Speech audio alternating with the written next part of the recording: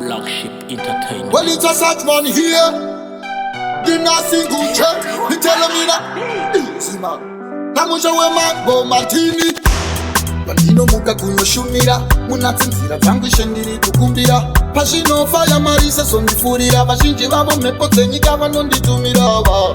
Asimini nondionera. Isina makamosha vanongondikomera. Zvimwe ndadzika asi zvimwe zvinondikurira. Tozona pera kwezuva pana chandaita. Ndioneiwo kuti ndinzinda kuna ndioneiwo. Pavanonda kusimba nemi ndioneiwo. Zvindifambire mitara yavo ndigopfuura. Wachano ndioneiwo. Ndioneiwo ivivani ndioneiwo. Kuti nzira dzange mechikondifambira. Ndioneiwo. Ndioneiwo. Ndioneiwo. Pazvinore machikondifambira. Ndimi mune rudo, ndimi munotonga. Wese vakavimba nemi vese vakakunda.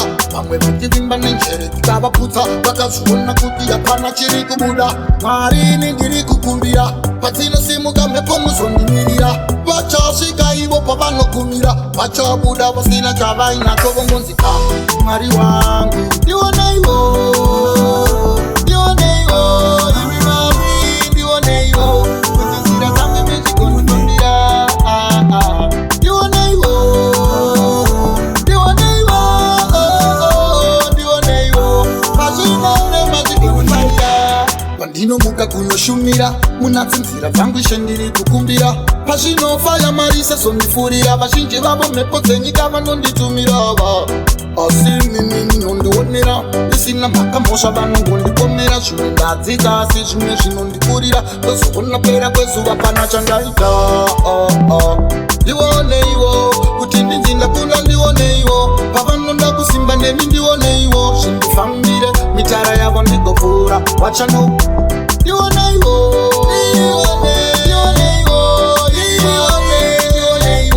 Kuti nzira dzange mechikondifambira.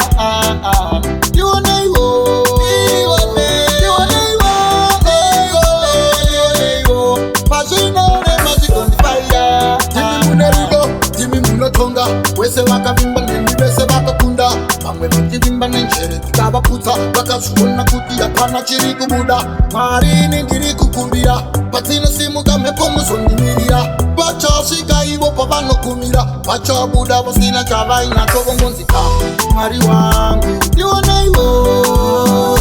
Ndioneiwo imi Mwari ndioneiwo. Kuti nzira dzange mechikondifambira. Ndioneiwo. Ndioneiwo.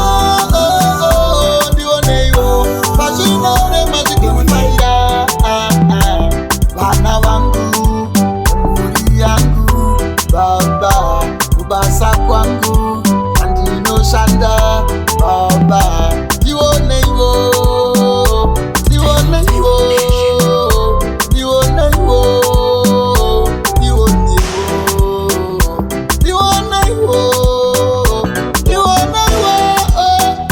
Ndioneiwo. Zvandinoshanda zvikobatika.